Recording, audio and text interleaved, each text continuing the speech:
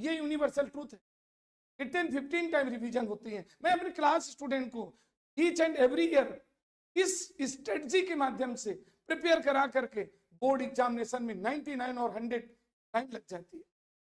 तो ये सारे स्टूडेंट से होते हैं और इसी स्ट्रेटजी को अडॉप्ट करते हैं। Dear student, like my previous experience, I want to explain some most efficiency and evident methodology for you, which will prove place for you in coming examination. और ये है क्या? Dear student, मैंने इसका नाम दिया सुपर रिवीजन कॉन्सेप्ट। और इस सुपर रिवीजन मेथड में कैसे अडॉप्ट करेंगे, 15 टाइम रिवीजन कैसे कर लेंगे? Dear student, इसको मैंने डिवाइड किया है 3 स्टेजेस में।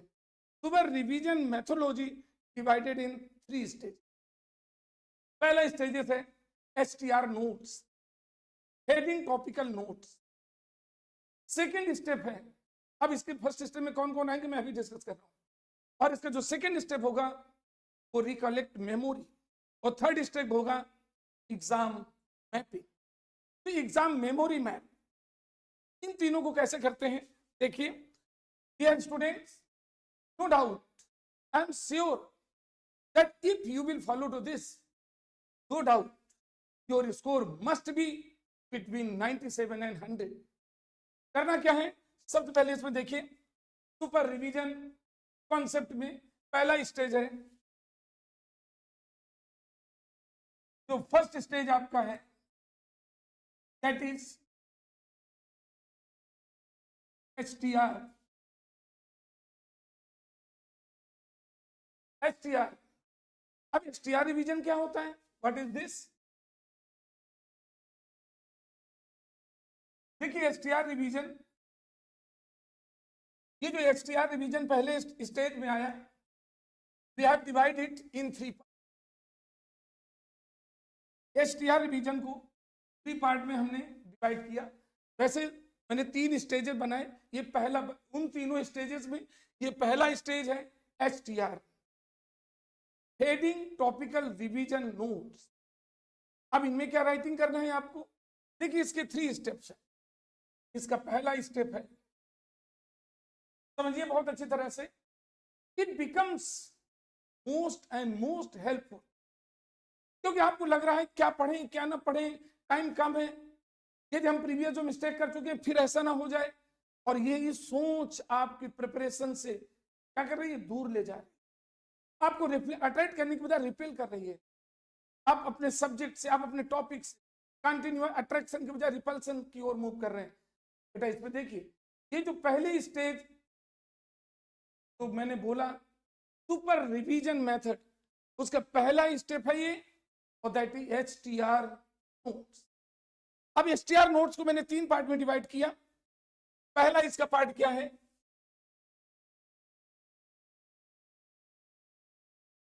क्लास नोट्स प्लस एनसीईआरटी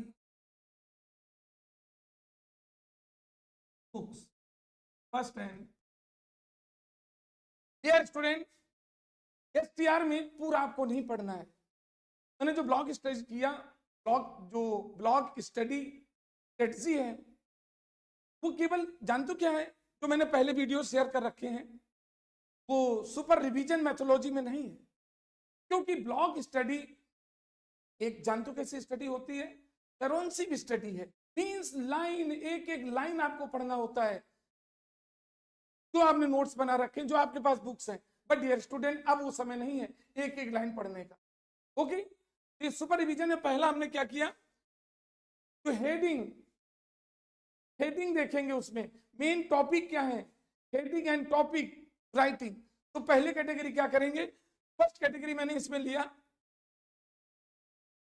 आपको नोट्स क्या देखना है, class notes and NCERT book. Means I hope आप जिससे भी पढ़ रहे थे, जिस कोचिंग में पढ़ रहे थे, ऑनलाइन पढ़ रहे थे, सेल्फ स्टडी कर रहे थे, मींस आपने नोट्स तैयार किए होंगे। क्योंकि नोट्स जो तैयार किए जाते हैं, उस सबसे बड़ी प्रॉपर्टी आपकी होती है, सबसे ज्यादा वो आपकी हेल्प करते हैं, राइट।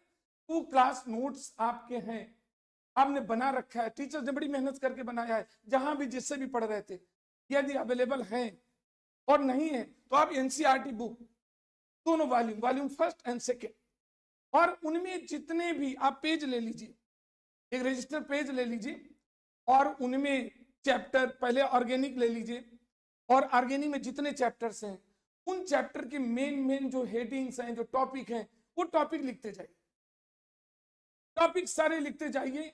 आप ये जो नोट सामने रखे होंगे और आपकी एनसीईआरटी बुक होगी, उनके टॉपिक लिखते जाइए, ऑर्गेनिक के सारे टॉपिक लिख डालिए, केवल हेडिंग लिखनी है उनकी, पूरा मैटर अंदर का नहीं लिखना, हेडिंग लिखनी है केवल, ठीक है। ऑर्गेनिक हो गया, इनऑर्गेनिक हो गई और फिजिकल हो गई, ओके। इनको सारे एक पेजेस को लेकर पेजेस में सारे हेडिंग लिखते चले जाएंगे, और हेडिंग लिखते समय एक माइंड करते जाएंगे, रिकॉल करते जाएंगे उसके अंदर मैटर क्या है, एक नजर डालते जाएंगे। और इस वर्क में मैक्सिमम जो आपको समय लगेगा दैट इज 4 आवर्स। 4 आवर्स में ये एचटीआर नोट्स का पहला स्टेप था, समझ गए, सबके समझ में आ गया होगा। क्लास नोट्स और एनसीईआरटी बुक आप सारी हेडिंग नोट कर और अंदर का मैटर जो एक बार देखते चले जाइए, रिकॉल करते जाइए, ताकि आपके मेमोरी में रिफ्लेक्ट होता है, ओके। इसका जो सेकेंड स्टेप है एचटीआर नोट्स का, सेकेंड स्टेप में क्या करेंगे, क्योंकि आपका न्यूमेरिकल भी है, न्यूमेरिकल पार्ट है, न्यूमेरिकल पार्ट फिजिकल के चैप्टर चाहे इलेक्ट्रोकेमिस्ट्री हो या सॉल्यूशन हो या केमिकल काइनेटिक्स, उन्हें बहुत सारे न्यूमेरिकल्स होते हैं, ओके। तो सारे एक एक न्यूमेरिकल लगाने का समय नहीं है, नहीं रिवीजन कर पाएंगे, एक एक न्यूमेरिकल लगाते चलेंगे पढ़ेंगे, नहीं हो पाएगा। आपके तीनों फिजिकल में तीनों चैप्टर के न्यूमेरिकल हैं। ऑर्गेनिक में वर्ड प्रॉब्लम होते हैं, compound A react with this to form B, B react then form C, C react with this compound to form D, identify A B C D, ठीक है। और इसी तरह से डी ब्लॉक से, डी एंड एफ ब्लॉक से भी आ जाते हैं इनऑर्गेनिक कंपाउंड का वर्ड प्रॉब्लम। तो वर्ड प्रॉब्लम हो गई और ये तीनों फिजिकल के चैप्टर से जो न्यूमेरिकल हो गए। तो उसके लिए क्या करना है, टीएनआर नोट, इसका सेकंड टॉपिक दिया हमने टीएनआर। टीएनआर में क्या है बेटा, इंडिविजुअल न्यूमेरिकल नहीं आपको करना है, एक एक न्यूमेरिकल करते चले जाएंगे, परेशान हो जाएंगे। तो आप टॉपिक का नोट देखेंगे, इस टॉपिक से रिलेटेड कौन कौन न्यूमेरिकल हैं, उनमें सिर्फ देखते जाएंगे। किसकी मदद लेंगे आप, इसमें मदद लेंगे एनसीईआरटी बुक और आपकी जो न्यूमेरिकल की कॉपी बना रखी है, जो पूरे साल मेहनत किया है, जो मेहनत कलेक्ट किया है, आपने खून पसीना बहा करके डे नाइट एक करके जो नोट्स बनाया, उसको इग्नोर कैसे कर सकते हैं। तो आपके पर्टिकुलर जो नोट्स हैं, उन नोट्स के जो एक न्यूमेरिकल कॉपी है जिसमें न्यूमेरिकल आपने सॉल्व किया, उस कॉपी की मदद लीजिए। और NCERT book, only NCERT book, okay. उस एनसीईआरटी बुक में आप कैसे बनाएंगे, 3 चीजें देखेंगे। एक, दोनों volume first and second, specially physical chemistry. Physical chemistry में mean solution, electrochemistry and chemical kinetics. इनमें देखिए क्या करेंगे, in text, example and exercise. In text, example and exercise.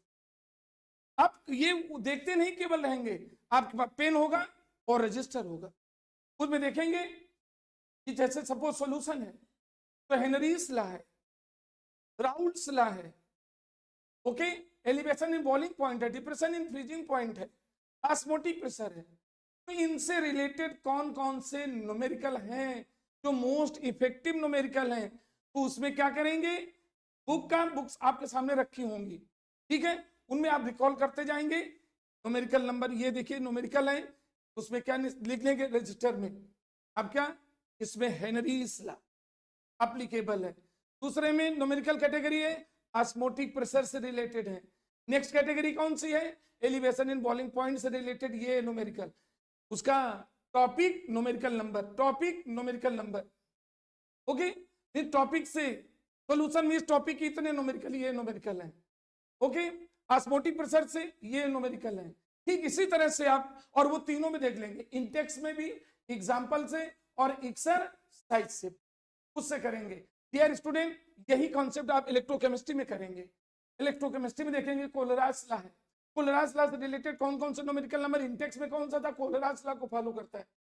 Example में कौन कोलरास लॉ से रिलेटेड था, और एक्सरसाइज में कौन सा कोलरास लॉ से रिलेटेड था। ओके, तो टॉपिक और ये numerical number, topic numerical number, okay, ये तीनों में करेंगे। और डियर स्टूडेंट्स, मैं श्योर हूं इस बात का, और आपको श्योर करता हूं, ये सब करने में you will spend maximum 3 hours time लगेगा। वो जो मैंने बताया था थेरिकल, वो 4 आवर्स में, ये कितना लगा, 3 आवर्स में। और इसकी तीसरी, ये किसमें है, सब एसटीआर के अंतर्गत है। एसटीआर, हेडिंग टॉपिक नोट्स, ठीक है ना, यानी एचआर नोट्स, एसटीआर नोट्स इसको बोलते हैं। और इसमें तीसरा है स्टेज, इस पहले टॉपिक का third stage, that is PYQ. PYQ, I hope everybody know, previous year question. Previous year questions बहुत मदद करते हैं। क्यों? प्रीवियस ईयर क्वेश्चंस ये होते हैं कि तुरंत आपने देखा, पता लग गया कि आप बोर्ड एग्जामिनेशन में बैठे, जैसे उस क्वेश्चन पे नजर डाल रहे हैं, उस क्वेश्चन में कंसंट्रेट कर रहे हैं, उस क्वेश्चन के सॉल्विंग स्टेप देख रहे हैं। It means you are directly indirectly taking part in concern board examination, right. और उसमें भी इसी तरह से देखना है।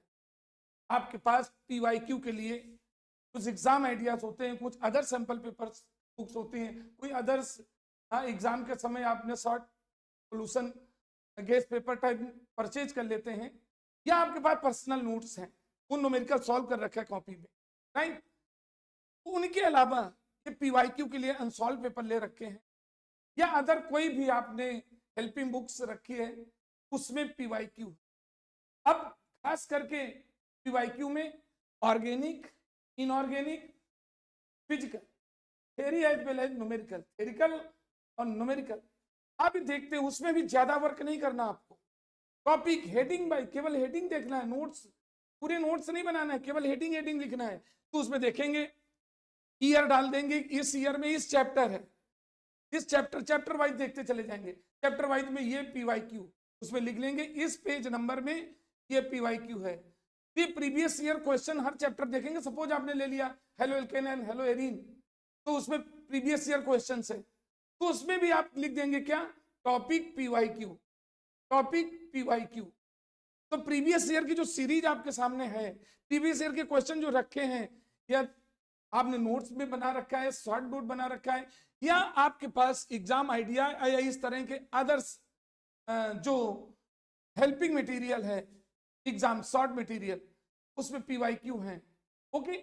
उसमें जो क्वेश्चन है उसमें क्या लिख दिया, मीन्स यदि सपोज करिए वहां पर कोई रिलेटेड उसमें है, कोई नेम रिएक्शन से है और ये आई है, तो ये नेम रिएक्शन है ना, नेम रिएक्शन लिख दिया, इससे रिलेटेड, इससे कोई, क्लियर।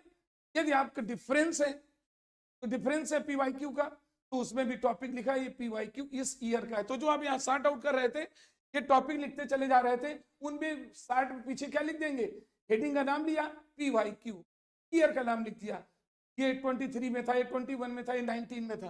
तो ये जो सिलेक्शन कर रहे थे, ये जो टॉपिक लिखते चले जा रहे थे सभी चैप्टर के, केवल टॉपिक हेडिंग हेडिंग लिख रहे थे और कुछ नहीं लिख रहे थे।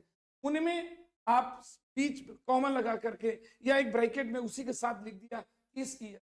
इट मींस आप नजर डालते चले जाएंगे तो ये भी आएगा इस टॉपिक से रिलेटेड, या ये कंसर्न न्यूमेरिकल, या ये इंटर कन्वर्जन, या ये रीजनिंग, ओके, या ये आईपैक नेम, या डिस्टिंग्विश अमंग कंपाउंड, ये इस ईयर में था। और ये पीवाईक्यू को इसे हेडिंग एचटीआर नोट्स में मैक्सिमम आपको टाइम लगेगा 2 आवर्स,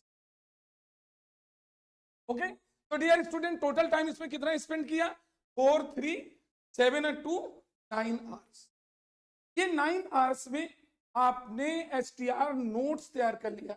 एक बार फिर मैं कह रहा हूं, एचटीआर नोट्स में डियर स्टूडेंट्स पूरे नोट्स नहीं लिखना है, डिफिनीशन नहीं लिखना है, केवल हेडिंग हेडिंग लिखना है, उनकी हेडिंग लिखना है, नजर अंदर डालते चले जाना, हेडिंग लिखना है। उन्हीं हेडिंग के पीछे ही आप न्यूमेरिकल में भी, इंटेक्स एग्जांपल एक्सरसाइज में भी टॉपिक के नाम लिख दिया न्यूमेरिकल के साथ ही, बुक में लिख दिया, सॉल्यूशन बुक में उसमें भी लिख दिया टॉपिक के नाम, और वहीं साथ में लिख दिया ये प्रीवियस ईयर को था, एग्जाम में आया हुआ ईयर लिख दिया, या PYQ लिख दिया, केवल PYQ, आपको पता चल गया प्रीवियस ईयर क्वेश्चन एग्जाम में आया हुआ ही है, राइट। ये सॉर्ट आउट कर दिया, तो PYQ भी आ गया, न्यूमेरिकल के भी हेड्स आ गए, टाइटल, और आपके थ्योरिकल के भी आ गए। थ्योरिकल में आपके नेम रिएक्शन भी आ गए, ऑर्गेनिक में कंपाउंड डिस्टिंग्विश करने वाले भी आ गए, इंटर कन्वर्जन भी आ गई, रीजनिंग भी आ गई, और 1-2 क्वेश्चन मैकेनिज्म के आते हैं, ठीक है। क्योंकि आपको याद रखना चाहिए 25%, डियर स्टूडेंट, आपके एग्जाम में न्यूमेरिकल का जो वेटेज होगा वो मैक्सिमम 25% होगा, राइट। तो ये पहला स्टेज आपने पूरा किया, this is the first stage. ये ए लिखा था, ये एसटीआर नोट्स माने हेडिंग नोट्स, 3 चीजें देखा, पहले में क्लास नोट और एनसीईआरटी के, दूसरे में न्यूमेरिकल के लिए इंटेक्स एग्जांपल और एक्सरसाइज से, और तीसरे में PYQ, ओके। अब इसका देखिए सेकंड जो स्टेज है, ये फर्स्ट स्टेज था, second stage, dear student, second stage होता है रिकलेक्ट मेमोरी।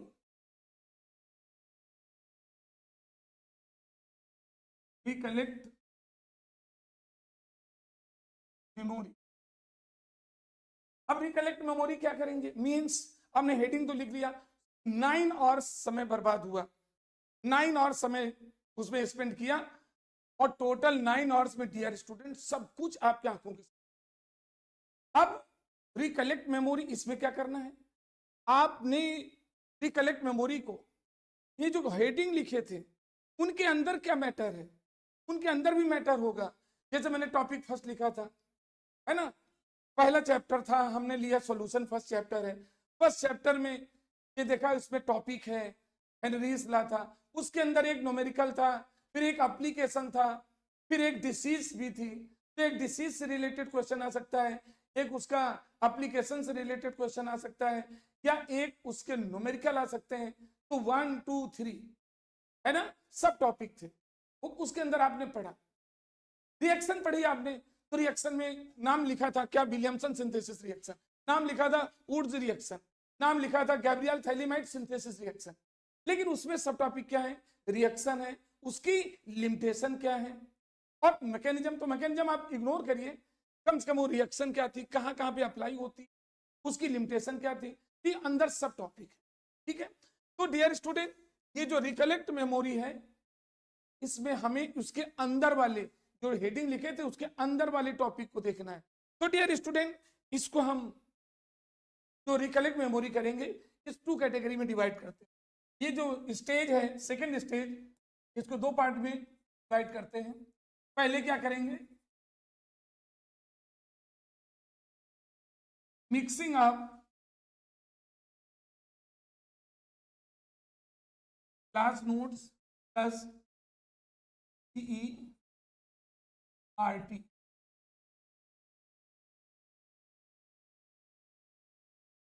ये पहला काम किया।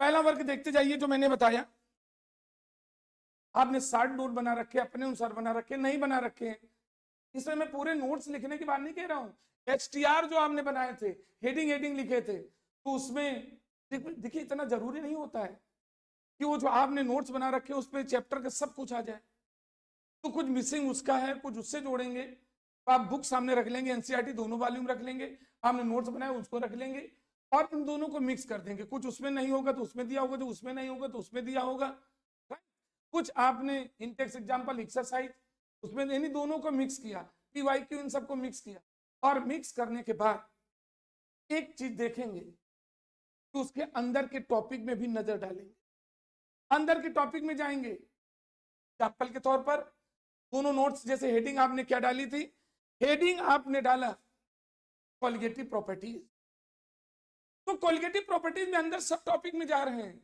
सब टॉपिक कोलिगेटिव प्रॉपर्टीज में है, ऑस्मोटिक प्रेशर है, एलिवेशन इन बॉइलिंग पॉइंट है, डिप्रेशन इन बॉइलिंग पॉइंट है, और लोअरिंग इन वेपर प्रेशर है, ये सब टॉपिक है।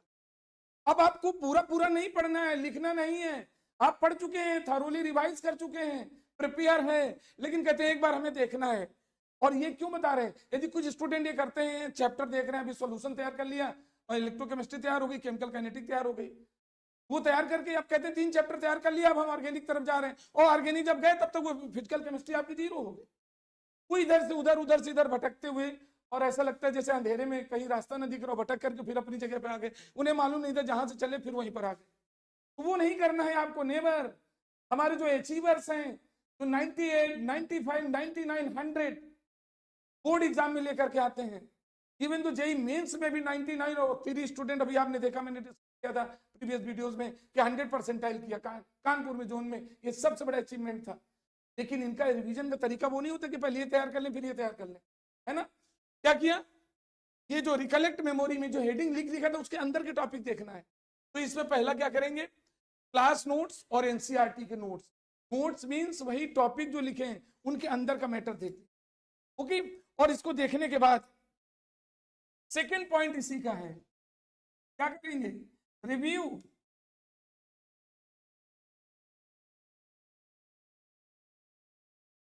Review of HTR। तो HR नोट्स थे, HTR नोट्स थे, यानी जो हेडिंग लिखा था उनको क्या करेंगे, रिव्यू करेंगे।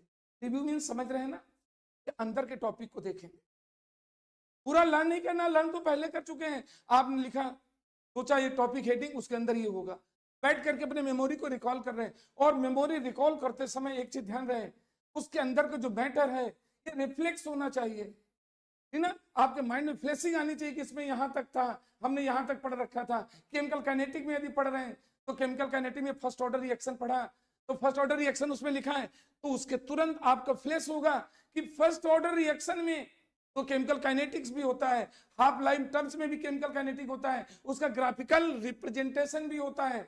और फर्स्ट ऑर्डर में क्या बताया गया, जितने रेडियो एक्टिव डिसइंटीग्रेशन है वो फर्स्ट ऑर्डर रिएक्शन में ही काउंट होते हैं। और आपको ये देखना है, यदि रिएक्शन गैसियस स्टेट में है तो उसके लिए फर्स्ट ऑर्डर रिएक्शन का काइनेटिक डिफरेंस होता है, डिफरेंट होता है।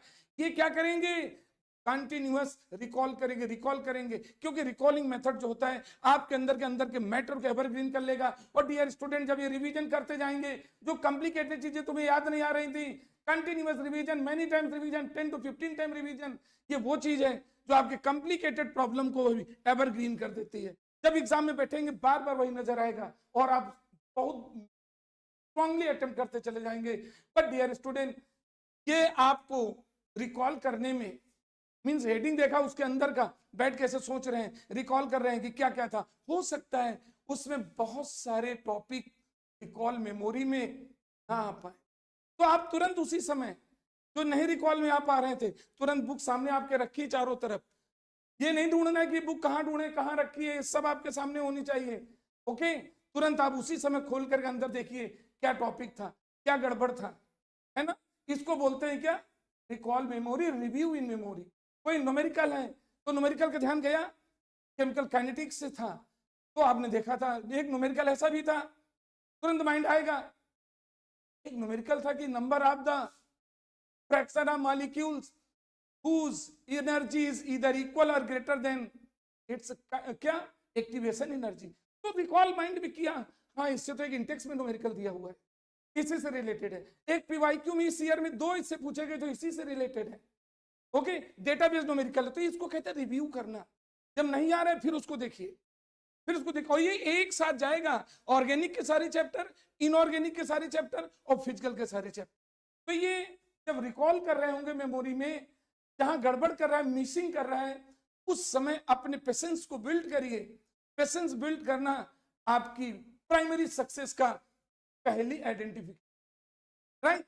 और उसको देखते जाइए, बार बार देखेंगे। तो आई होप फर्स्ट टाइम जब इसको करेंगे, ये पूरा उसके अंदर का मैटर देखेंगे, रिव्यू करेंगे मेमोरी को, तो डियर स्टूडेंट इसमें आपको 7 to 8 आवर्स टाइम लग सकता है, 7 to 8 आवर्स टाइम लग जाएगा।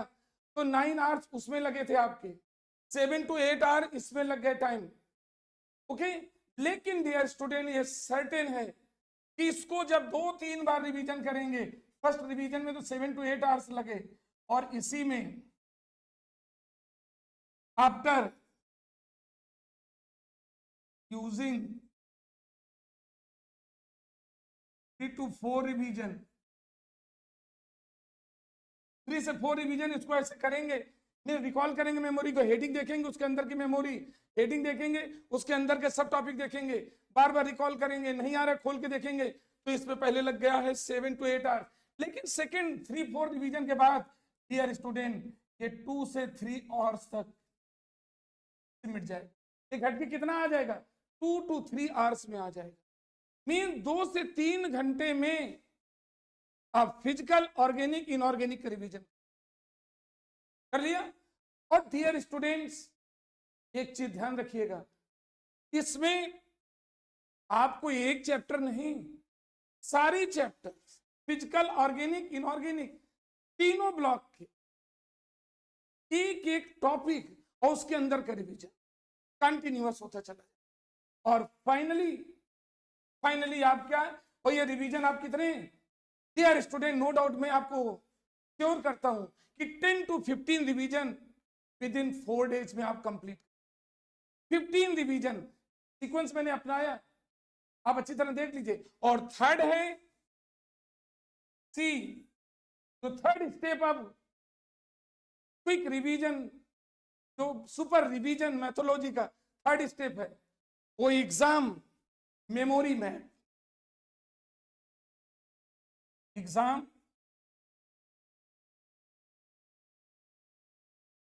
Memory map.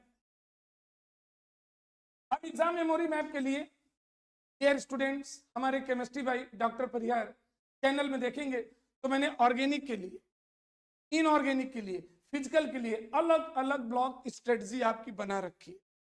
ओके, कि इसमें कौन से टॉपिक पहले देख लें, नेम रिएक्शन में क्या क्या देखना है हमें, compound distinguish between the compound, organic compound में जो सबसे इंपॉर्टेंट चीज ये भी होती है कि प्राइमरी, सेकेंडरी, टर्सरी अल्कोहल में डिफरेंस बताइए, प्राइमरी अमाइन और एनिलीन के भी डिफरेंस बताइए, एथेनॉल, मेथेन, ये डिफरेंसेस कौन कौन से हैं, ठीक है, इंटर कन्वर्जन मेन कौन से हैं, रीजनिंग किसकी आ सकती है, रिएक्शन की लिमिटेशन किसकी पूछी जा सकती है, प्रिपरेशन प्रोसेस में किसकी सबसे ज्यादा इफेक्टिव है, ओके, और वर्ड प्रॉब्लम किस चैप्टर ज्यादा आने की उम्मीद है, केस बेस्ड क्वेश्चन ऑर्गेनिक में किससे ज्यादा आ सकते हैं, फिजिकल में कौन सा सेल ज्यादा इंपॉर्टेंट है, किन न्यूमेरिकल में ज्यादा वेटेज दिया गया है, ये मैंने ब्लॉक प्रिपरेशन स्ट्रेटजी जो बना रखा है ऑलरेडी आप देख सकते हैं मेरे वीडियोस में पड़े हुए। ओके, तो डियर स्टूडेंट्स ये स्ट्रेटजी आपको अप्लाई करने में, ये देखिए जो मैंने आपका चार्ट बनाया एक बार नजर डालेंगे, ये था आपका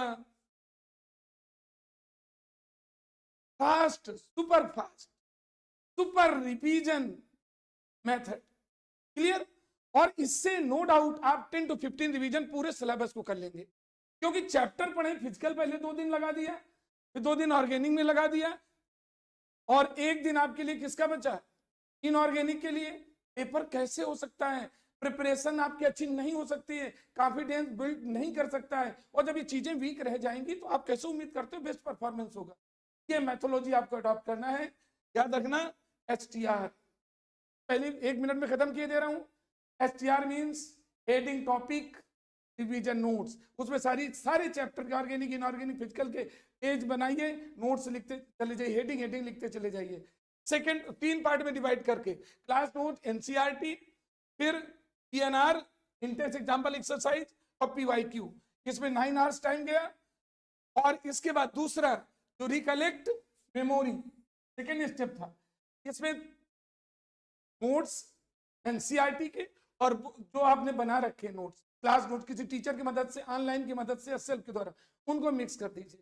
और मिक्स करने के बाद दूसरा जो क्या करना है, रिकॉल मेमोरी।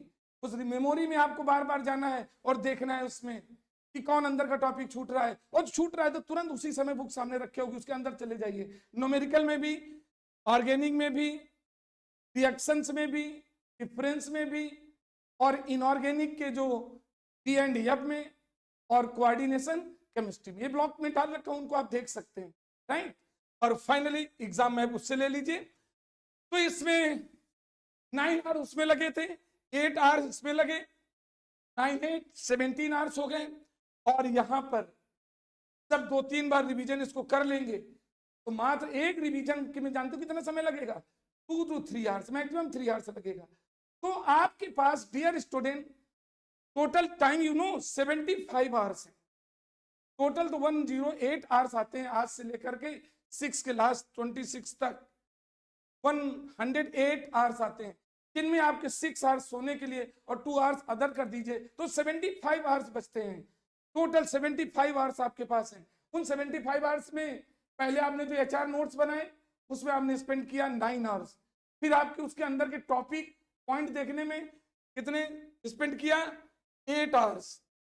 ओके, और फिर ये पहले रिवीजन में हुआ देखने के बाद, और जब सेकेंड रिवीजन में 2-3 आवर्स लगेंगे, तो 3 आवर्स में कितने रिवीजन करेंगे। और जितने ज्यादा रिवीजन होंगे डियर स्टूडेंट, जब एग्जाम में बैठेंगे जाकर के, तो आपके अंदर कोई ऐसा वीक पॉइंट नहीं होगा जो वहां पर आपको नर्वस कर सके, जो आपके कॉन्फिडेंस को लूज कर सके। और डियर स्टूडेंट, मुझे उम्मीद है आप बहुत अच्छा परफॉर्म करेंगे, नो डाउट। इसको जरूर फॉलो करिए। वीडियो आपका अच्छा लगा तो अभी तक चैनल सब्सक्राइब न किया हो तो जरूर इसको सब्सक्राइब करिए। Dear student, we are trying to spend a lot of material and tips for your strong level preparation in chemistry, block level preparation in chemistry, super level preparation in chemistry. Best of luck.